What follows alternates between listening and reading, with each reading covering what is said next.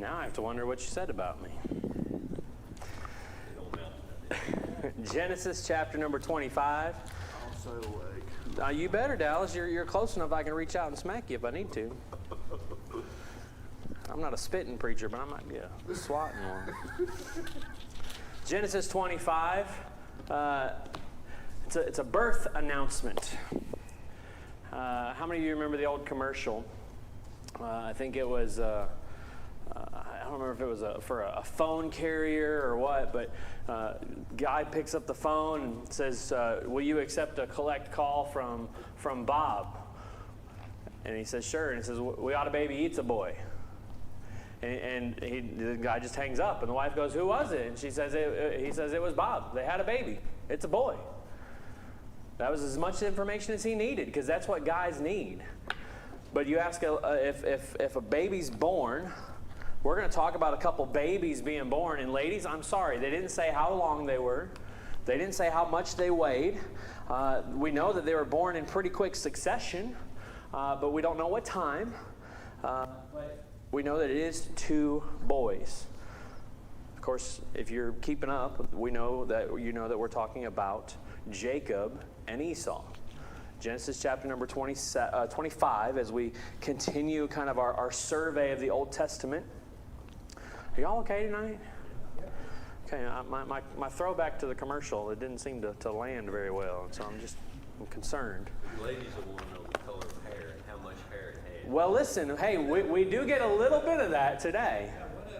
We've got some of that in our account today. But you guys know I like to ask. Let me grab my pen. Talking about Jacob and Esau, tell me what you already know. Esau was a hairy man. He was red, and he was a deer hunter. His brother was a smooth man. He was sort of plain and liked to cook. Yeah. And their dad was 60 years old when they were born. Okay, that's a lot of details, James. Dad favored Esau, and Mom favored Jacob. Yes, yeah. So for those of you who didn't hear, Esau, he was born red, probably with red hair. But he had a full head of hair, and he grew up to be just a hairy individual. Yeah, Mom favored Jacob, who was the second born, and Dad favored or preferred Esau, which was the firstborn. Good. We've already talked about their professions or their proclivities. Esau was a hunter. He was a man of, really, a man of the outdoors. He was kind of the man's man, almost, if you will. Where Jacob was a little more, did I switch those up? Esau was the outdoorsman. Jacob was more of a homebody. He was a mama's boy. I mean, it's there. I'm not telling tales out of school here. That's what's in there, right? What else? What else do you know about Jacob and Esau? Tied a little ribbon on one of the legs that's come down. Not quite. Not quite. We'll see what Genesis 25 says about that. We're going to find that it was really Jacob had a hold of his leg as Esau came out. There's something about being a heel catcher. It's not a compliment. Did I see a hand? Okay. All right. Well, we've got a long way to go then. There's a lot to talk about. Genesis 25 talks about the death of Abraham after Sarah's death and after Rebekah being brought home to marry Isaac. Abraham dies. Isaac is about 40 when he marries Rebekah. Abraham dies, and then we kind of pick up at the end of chapter 25 with the story of Jacob and Esau. Go to Genesis 25, verse 19. These are the generations of Isaac, Abram's son. Abram begat Isaac, and Isaac was 40 years old when he took Rebekah to wife, the daughter of Bethuel the Syrian, Padanaram, sister of Laban the Syrian, and Isaac entreated the Lord for his wife because she was barren. Did you know that? Do you remember that in the story of Isaac and Rebekah, that Rebekah was barren? We've already seen that before, haven't we? Who else was barren? And Abraham and Sarah. Sarah was barren. Do you know that in the early half of Genesis, there's at least 4 women that are barren? What do you think the significance of that is? More importantly, there are 4 women that are in line with the promise of God for generations for Abraham. Do you think it's significant that the writer of God includes this information that those 4 women, Sarah, Rebecca, Rachel, and Leah, are all noted as being barren? Many of the women in Genesis are barren, yet we see that the chosen seed of Abraham, the promise of God, is not to come by human will or effort, but only by God's doing. Don't miss that. That's big here at the very beginning of our story. Isaac entreated the Lord for his wife, verse 21, because she was barren, and the Lord was entreated of him, and Rebekah, his wife, conceived. Isaac goes to the Lord, prays, Lord, on behalf of my father, you gave him a promise. I'm the result of that promise. You've promised more. If I'm the end, then there's a problem. So God, you do what you've promised you're going to do. The Lord hears him. She conceives. And what we see right next is that once she conceives, there's something different about this. Verse 22, and the children struggled together within her. Now, ladies, this might come as a shock. I've never had a baby. And I'm not of the mindset that I believe that I can have a baby. Okay? Let's just get that out there. I understand how biology works. How it's worked all the way since Genesis. How it's still going to work moving forward. Man cannot have babies. Thank you, Dallas. They may think they can, but they cannot. I've never experienced that. But how many of you mothers remember that first movement? Or maybe the second movement? Or maybe when the kid is like using your bladder as a trampoline, right? Can you imagine what Sarah is feeling? Now, she says there's something going on here. There's lots of movement. There was already some contention and enmity even in the womb. And if she said, if it be so, why am I thus? And she went and asked the Lord, Lord, what's going on? This doesn't seem normal. And the Lord said, there are 2 nations are in your womb. Now, I'm sure Rebecca thought, okay, there's a lot happening here. I get that there are 2 whole nations, but we know that he's talking about 2 heads of nations. There are 2 nations in your womb, 2 manner of people shall be separated from thy bowels, and one people shall be stronger than the other people. The elder shall serve the younger. This is going to be a running theme, really, through Genesis. We've already seen that kind of take place with Ishmael and Isaac. Who was born first? Ishmael. But he was to be cast out and to be separated, and Isaac was the child of promise who was given the lineage and the line that was given to Abraham. We're going to see kind of that recurring thing. We're going to move forward in the story. You go to, of course, we have Jacob and Esau. You go to Jacob's kids.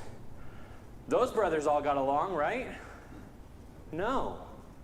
Out of the 12 of them, out of the 13 actually, there was some conflict, some enmity. Brother against brother as they sell their brother into slavery. That's for a story for a different night, though. This is the first mention, explicit mention of twins in the Bible. Now, when we went back through the early part of Genesis, I told you that many believe that probably Adam and Eve and the early 8 stages of the expansion of the human race, there were probably more twins that were born. In fact, there are many who believe that was a common thing. But this is the first time we see it explicitly mentioned, and Sarah goes, hey, what's going on? There's a lot of conflict going on in there. And The Lord says, two nations are in your room, nations are in your womb. Two peoples from within you will be separated. One's going to be stronger than the other, and the older will serve the younger. We'll get into that a little deeper here in a moment.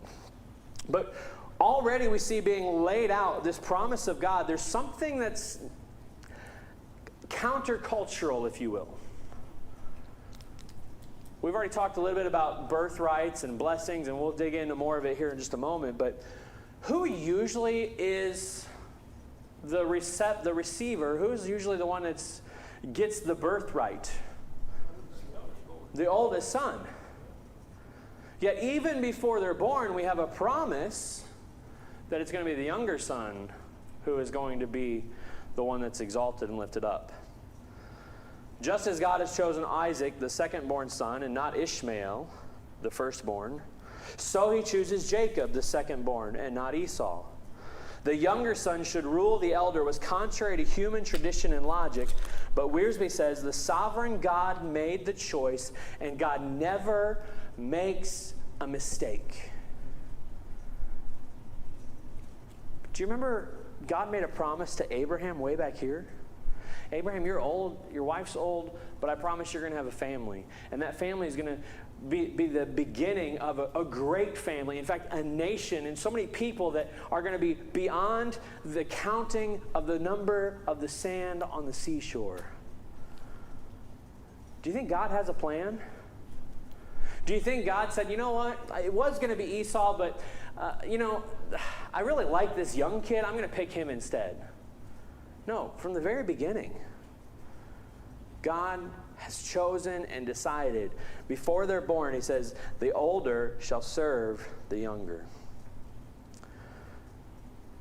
Not only that, God is kind of at work here demonstrating that he is in control. What does he tell Sarah? Or what does he tell Rebecca? Sorry. There's two of them in there, right? You got twins coming. Well, guess what happens? Verse 24, when her days to be delivered were fulfilled, behold, there were twins. God spoke. It was revealed. It was proven to be true. And as they're born, we kind of see an example or an understanding of where their names come from. Verse 25, the first came out red. Now I presume, and most commentators do, this means he came out with a full head of red hair. Because he says he was red all over like a hairy garment, and they called his name Esau. Esau referring to the hairiness and the hair color of the child. In fact, the name that's going to be passed along to his descendants, Edom, means red. Esau was born first. He was named Esau because he had red hair all over. And after that came his brother. And his brother came out and took hold on Esau's heel, and his name was called Jacob. And Isaac was 80 years old, when she bare him. He was 60. Jacob is referred to as this by holding on to the heel of his brother. And this, whether he was actually clutching the heel or had a hold of his foot or just hanging on or came out immediately after, the idea of a heel catcher meant something in that day. It had the idea of already that they knew, like he was born a trickster, a con man, a scoundrel, or a rascal. That's what being a heel catcher meant. It was someone who was going to trip someone up. It kind of describes a little bit of Jacob's nature, doesn't it? I think as we read through the rest of the account, though, not just in Genesis 25, but we're going to skip over to Genesis 27 as well, we're going to find that that's kind of a family trait. Like, I think there's a reason why Rebecca preferred Jacob, because he was born a trickster, and that was something that she related to. He came out holding on to the heel of his brother. And Isaac loved Esau because he did eat of his venison, but Rebekah loved Jacob. And Jacob sod pottage. Anybody know what that phrase means? Jacob sod pottage. Like a garden. He cooked vegetables. In fact, pottage is a more of like a vegetable stew made with lentils. Isaac Why did he love Esau? Man, because he could barbecue. He was a hunter, and he could barbecue. What do we think of when we think of venison? Deer meat, right? Do you know that's not exactly what this is talking about? It's talking about any kind of game, any kind of meat, any kind of meat that was captured, cooked, and prepared. We're gonna see how well that's used here in just a minute. Hey, listen, it's in the story, brother. I'm not bringing it out. It's there. But Isaac loved him because, man, he was a hunter and he could cook. He could barbecue. If you got somebody in your family that can barbecue, be nice to them. If they can smoke a mean brisket, you want to be on their good side, okay? Jacob loved Esau because he could cook, because he cooked meat. But Jacob sod pottage. He cooked vegetables. And there came a time, verse 29, that Esau came from the field. He came in from a day out hunting, a day out doing things. He was an outdoorsman. He was a hunter, a man of the field, where Jacob was a homebody. He was a plain man. He was mild, and he stayed in the tents. Esau came from the field, and he was faint. He came in a little hungry one day. He comes to Jacob, and he says, "Hey, feed me, I pray thee, with some of that red pottage, for I am faint." Therefore was his name called Edom, the red. Feed me some of that red, that good red stew. And Jacob said, "Okay, I'll feed you, but there's a price." Esau's been out in the field. He comes home hungry. He finds his brother with a nice stew cooking, a vegetable, lentil soup. And for some reason, Esau goes, "Man, that smells good, and I'm starving. I'm so starving, I'm about to die." That's kind of the idea behind it. You say, "Preacher, aren't you being a little hyperbolic?" Jacob says, "Hey, there's a price. You want some of this soup? I'll give you some soup. There's a price." Do you know a thing is only as valuable as someone's willing to pay for it? Right? You may have a nice car. You may have put a ton of work into that car. Walter, sometimes repairing old cars takes a lot of money, doesn't it? I've thought about it. I thought, man, I could restore a car. I'd pour more money into restoring a car than I could go out and buy a new one. And if you go to try to buy one of those cars from somebody, they put the price tag of what they paid for everything in that, right? Like, man, that car's not worth that, but that's how much I've put into it, right? A thing's only worth what someone's willing to pay for it.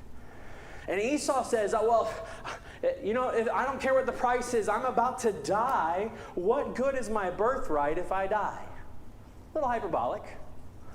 Either he wasn't that good of a hunter, or he's just being dramatic about it. Jacob says, "Okay, swear to me this day," and he swore to him, and he sold his birthright unto Jacob. Now Jacob gets the moniker, and he kind of gets the idea of character of being the trickster. Is this on Jacob? Esau could have been, "You know what? Forget that, man. I'm not doing that." He said, "Hey, okay, you want some soup? Here's the price." He agreed. He said, "I'll do it." Jacob asked a high price, but his brother agreed to it. And so he says, "I'm going to give you my birthright." Now, as we're looking at Genesis 25, and now we're going to skip over to Genesis 27, we're going to look at the difference between a birthright and a blessing. Anybody have an idea what the difference is?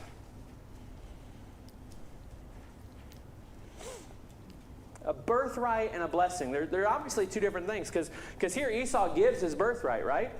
He gives it away for a bowl of soup. In fact, the idea of giving away his birthright is going to be something that's mentioned in Hebrews 12. The New Testament sees Esau's choice to sell his birthright as an example of ungodliness. A godless person who will put physical desires over spiritual blessings. Hebrews 12 says this, looking diligently, lest any man should fail of the grace of God, lest any root of bitterness spring up to trouble you, and thereby many be defiled. Lest there be any fornicator or profane person, as Esau, who for one morsel of meat sold his birthright. For you know that how afterward, when he would have inherited the blessing, he was rejected. For he found no place of repentance, though he sought it carefully with tears. He sold his birthright. But later his father is going to give a blessing, and it's going to be stolen from him. He gave one away, and the other is going to be snatched out of his grasp. So what's the difference? Well, a birthright is an honor given to the firstborn. It's kind of the idea of establishing, okay, you're the firstborn, you're next in line. When I'm gone, it's all yours to deal with, right? It's kind of the understood. It's the natural order of things. It was a status. It was the right to inherit his father's estate. In fact, Deuteronomy tells us that the son with the birthright would receive the double portion. We look at Luke 15, the prodigal son. He's given what he deserves, probably about a third of the inheritance, because the other son would have been due 2/3 of the inheritance, a double portion. Yet, even before the twins are born, the Lord predicts that Esau would be the lesser of the brothers. The birthright belonged to the firstborn, and anyone could receive a blessing. In the time of the patriarchs, such a blessing acted as a last will and testament. So one was the understood, the other was more of the stated reason or the stated document, if you will. And it was a highly prized as a means of revealing God's will. Yet Esau was willing to trade or sell off his birthright in hopes that he would receive the blessing. By the negative example given in Hebrews that I shared with you, Esau teaches us to hold fast to what is really important, eternal things, even if it means denying the appetites of the flesh or temporary things. All right, fast forward to chapter 27. Fast forward to chapter 27. Now we get to the part that we know more probably about. It's a longer account. It fills the whole chapter. Abraham's coming to the end of his life. Isaac's coming to the end of his life. And he's getting old. Can't see very well. He knows that the time is coming soon. Isaac was old and his eyes were dim, verse 1 says, so that he could not see. And he called Esau his eldest son and said to him, "My son," he said, "behold, here am I." He said, "Behold, I'm old, and I know not the day of my death." It's any minute now. It's coming soon. I can feel it. I've got something to take care of. Go and catch me some food. Go and catch me some meat. Cook me that meal that you know that I love. Smoke me that brisket like only you can. Okay? Esau says, "I will." He goes out to the field. But Rebekah, who favored Jacob more, heard it all, and she says, "Okay, now's the chance." Remember, Rebekah loved Jacob, right? He was her favorite. She wanted the good things for him. This is where I say that deception's kind of a family trait. We see Jacob as the deceiver, the con man, the schemer. But really, do you remember all the way back to when Rebekah was meeting the servant? And they said, "Hey, why don't you let her stay here for a week?" And we suggested maybe Laban, her brother, was like, "Let's see if we can get some more out of this guy, some scheming going on." We know that. We're not ascribing anything out of character for him, because in just a few chapters, we're going to see some major scheming and trickery by Laban, right? This is apparently a family enterprise. Rebekah is going to deceive Isaac. Jacob is going to learn and be a part of that deception. And then we're going to see Jacob receive it back from Laban in just a little bit longer. It's a family characteristic that's being passed down. And so Rebekah says, "I got a plan. Jacob, I got a plan." When Rebekah heard, verse 5, when Isaac spoke to Esau's son, and Esau went to the field to hunt for venison to bring it, Rebekah spake unto Jacob her son, "Behold, I heard your father speak unto Esau your brother, saying, Go get some venison, bring me savory meat, that I may eat and bless you before the Lord before my death. Now therefore, my son, obey my voice, according to that which I command thee. Go to the flock, get 2 good kids, goats, not just children. Go get 2 goats, and I will cook them as a savory meat for your father, just like he likes it. And you'll bring it to your father that he may eat, and he will bless you before his death. There's a plan. Rebekah says, go get a couple of small goats, and I'm going to cook them. I'm going to make a difference. And this is why I pointed out the difference of that word venison. We see in the English there, it says venison. You say, well, I know that deer meat tastes different than goat, right? My wife probably wouldn't eat either. But I know she doesn't like deer meat, right? But if I try to hide deer meat in chili like we do, right? You take a little deer meat, a little beef, you hide it in there. She can pick it out. This has got deer in it, doesn't it? Yeah, it's good. Ugh. So that's why I pointed out, because you would think, well, how does he not know, right? Because that idea of venison is just the Hebrew word that means provision or food. We see it in Genesis 42, when Joseph commands that his brothers be given venison, or provision is what our Bible translates it for the way. Exodus 12, they baked unleavened cakes of the dough, which they brought forth out of Egypt, for it was not leavened, because they were thrust out of Egypt and could not tarry. Neither had they prepared for themselves any victual or provision or food, or what we have here is venison. Joshua 1:11, pass through the host, command the people, saying, prepare you food, provisions, get things ready, for within 3 days we're going to pass over Jordan. Judges 7, so the people took victuals in their hand, their trumpets, and set all the rest of Israel, every man to his own tent, and retained those 300 men, and the host of Midian was beneath them in the valley. So it's just this general broad term of go get some meat, go get some provision. Well, she's got a plan. But here's Jacob. Jacob's already a con man. Jacob's already a deceiver. He's already thinking through the plan. And he says, hey, Mom, problem. Isn't Dad going to know? What does he say? And Jacob said to Rebekah, his mother, behold, Esau, my brother, he's a hairy dude, and I'm not. He's a hairy man, and I am smooth. Behold, my father peradventure, he's going to know, he's going to feel me, and I shall seem to him as a deceiver, and I shall bring a curse upon me rather than a blessing. His mother said to him, upon me be your curse, my son. Only do what I say and go and fetch them. He points out the problem. Jake, he's going to know, Mom. He's going to see. He's going to know that I'm not Esau. He's going to reach out and touch me, or he's going to know. She says, he's not going to know. I'll take care of it. Trust me. Be careful who you trust. We're called to trust in only the Lord. Now, we should be able to depend on each other. But here's Rebekah, once more, taking things upon herself. God's got a promise. God's already told her, I'm going to prefer Jacob. I'm going to take care of it. Yet she's doing much like Sarah did and saying, hey, I've got to help. I've got to do something. He goes. He does what she says. He goes and gets the kids. She cleans them, cooks them. She takes the skins of the goats and puts them on his hands. I mean, Esau must have been a really hairy guy, right? She puts goat fur on him to symbolize or to make it feel like he's Esau. She gives him the savory meat and the bread which she prepared. She gives it to Jacob. And Jacob goes and he goes unto his father and he says, Father. And Isaac says, I can't see you. Which one are you? Now this is where he goes from obeying his mom to outright lying to his father. It's me. I'm Esau, your firstborn. I have done just as you sent me.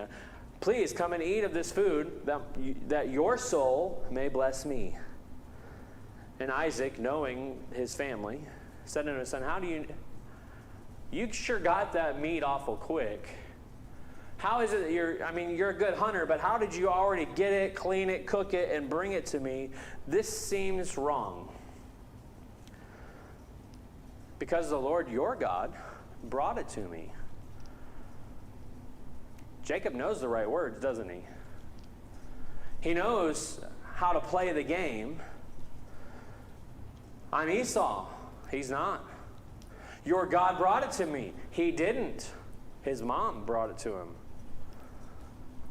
Isaac said unto Jacob, come near, I pray, you may feel me. Touch me, test it, whether I be Esau, your son Esau or not. And Jacob went near unto Isaac his father and felt him and said, the voice is Jacob's voice, but the hands are Esau's. And he discerned him not because his hands were hairy and his brother Esau, as his brother Esau's hands, so he blessed him. And he said, what, are you sure you're Esau? Verse 24, he said, I am. He said, come near closer, and I will eat of my son's venison, and that my son's soul may bless thee. He brought it near, he did eat, and he brought him wine, and he drank. And his father Isaac said, come near and kiss me, so that I may smell.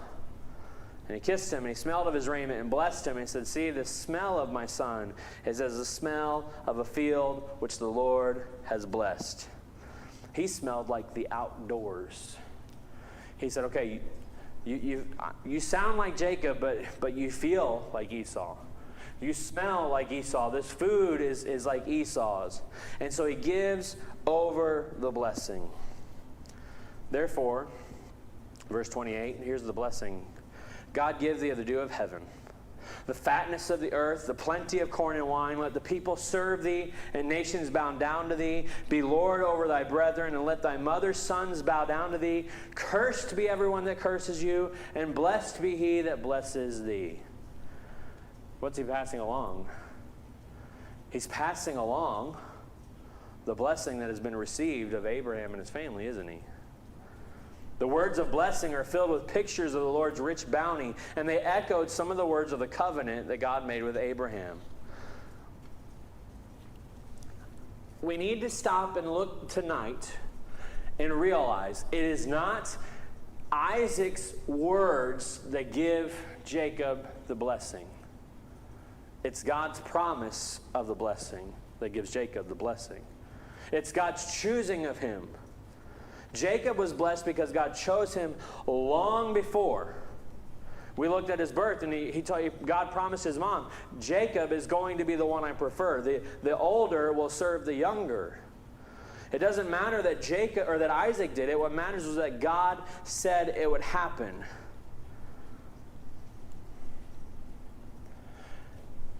God has a plan. And oftentimes throughout history, he allows man to work his plan. His thoughts are higher than our thoughts. His ways are higher than our ways. He's not playing chess. He's in control, right?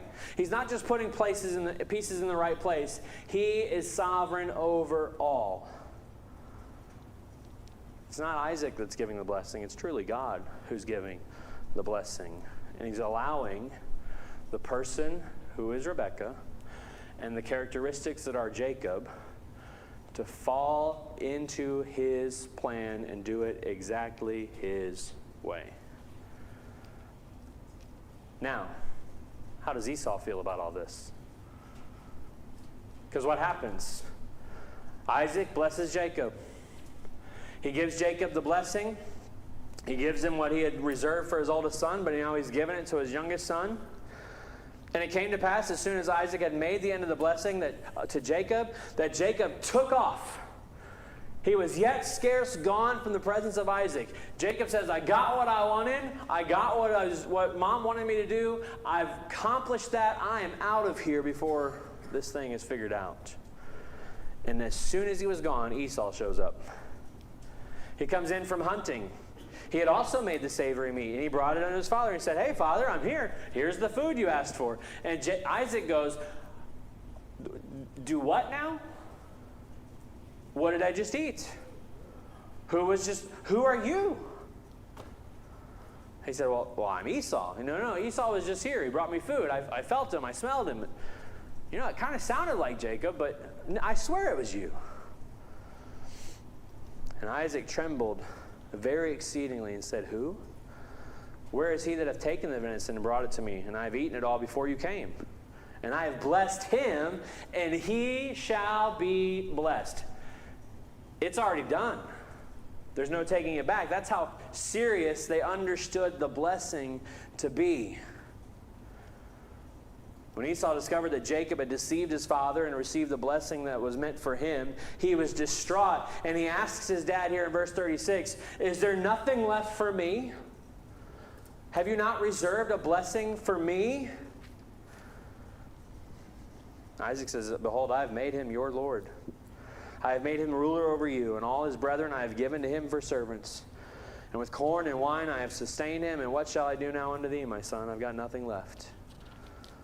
But don't you have even one blessing, my father? Bless me even also, O my father." And Esau lifted up his voice and wept. He's distraught. He's angry. He actually seeks to kill him. Through cunning and deception, Jacob, whose name means deceiver or supplanter, snatched for himself his birthright. He sold it. He made a bargain for him for the birthright, but now he's also stolen the blessing. Do you know who the nations are that came from Jacob and Esau? Jacob, of course, we know, the nation of Israel. His name's going to be changed in just a few chapters, chapter 33. Who's Esau? Edomites. The Edomites. What do you know about the Edomites? They were bitter rivals and enemies of Israel until their destruction all the way in Obadiah. Edom was a nation that plagued Israel for years and eventually was judged by God. They were an enemy throughout most of the nation's history. If you remember, Saul and David warred against the Edomites. Eventually, David defeats them and brings them under control and makes them servants to Israel. Eventually, Edom in 2 Kings is going to revolt against Judah and install their own king. The Edomites raided Judah after the Babylonians came through in Ezekiel. And in Ezekiel, Edom is portrayed as a prototype of all of Israel's enemies. The conflict that began in the womb continued all the way through Israel's history.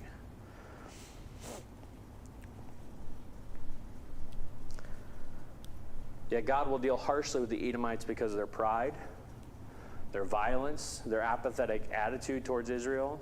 And ultimately in Obadiah, God's judgment on Edom becomes a picture of worldwide judgment, assuring Israel that he will avenge the wrongs done to his people.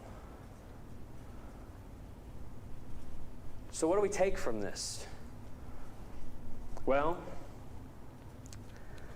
we, like many others, can draw the conclusion that even in the moments or the situations that we feel are contrived of man, God is still sovereign over all. In fact, it's mentioned in Romans chapter number 9 as the Apostle Paul is writing to the church at Rome. And he's making some connections for them from the Old Testament to the New Testament to the cross and what God has been doing all along. That's what we're doing as we examine these stories. What is the overarching narrative? What is the overall picture? What is God doing throughout history? We see that God choosing Jacob instead of Esau is proof of God's gracious and sovereign election in the lives of his people. Romans 9, verse 10, not only this, but when Rebekah also conceived by our father Isaac, for the children being not yet born, neither having done any good or evil, that the purpose of God according to this election might stand. Not of works. It wasn't because Jacob came out and he looked better or he was better. In fact, his character kind of stunk. It was awful. Yet he said, unto her the elder shall serve the younger, as it is written, Jacob I have loved, but Esau I have hated. Romans 9 goes on to say, who are you, O man, to tell God who he will and will not save or choose or use? He chooses people not according to their human merit or worthiness, but according to his own purpose. William Boyce says the point is that the sovereign will of God is done in spite of our or any other person's opposition to it. Let me read you what Warren Wiersbe says.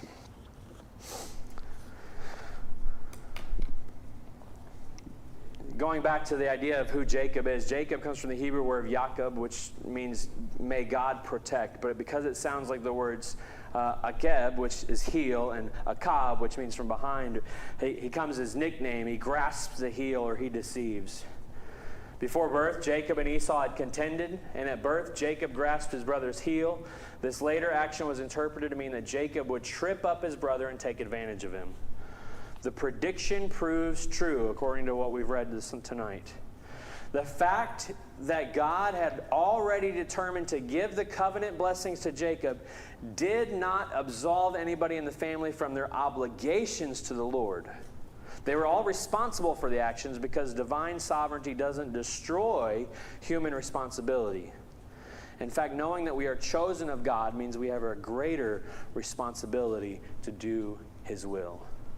Here already in Genesis 27, we have this wrestling of God's calling and man's response, and yet God is sovereign over all.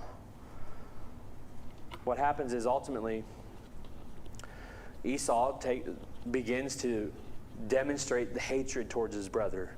Esau hated Jacob because of the blessing wherewith his father blessed him. And Esau said in his heart, "The days of mourning for my father are at hand, and then I will slay my brother Jacob."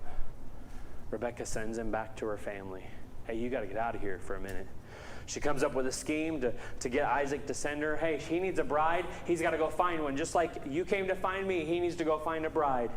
Send him back to my home people. Derek Kidner says Rebekah's diplomatic victory was complete, but she would never see her son again. In this tragic story, everyone loses. Each of the main characters, Isaac, Rebekah, Esau, Jacob, schemed and maneuvered in human wisdom and energy, rejecting God's word and wisdom. However, God still accomplished His purpose. Even when His own people were working to do it their own way and working to have their hand in it and working to get it done the way they wanted, the only person who wins out in the story is God. The tragedy that each participant suffered because they insisted on working against God and His wisdom. Isaac and Esau's relationship is damaged, extending on throughout Israel's history. Rebekah will never see her favorite son again. And Isaac will die knowing that his sons are at odds against each other. It's not a happy ending until we get all the way to the end of the story, when God is using even the schemes of man, the trials of man, the temptations of man, the aspirations of man to accomplish His will. When you look around the world today, man, it's a mess, isn't it? People choosing to do their own thing, people wanting things their own way, human beings being despicable to one another. Yet ultimately, God is still in control. Ultimately, God will win. And God will have His way, sometimes even using those human instruments that are scheming for themselves to accomplish His purpose. It's His story. He will win. Amen. Will you pray with me?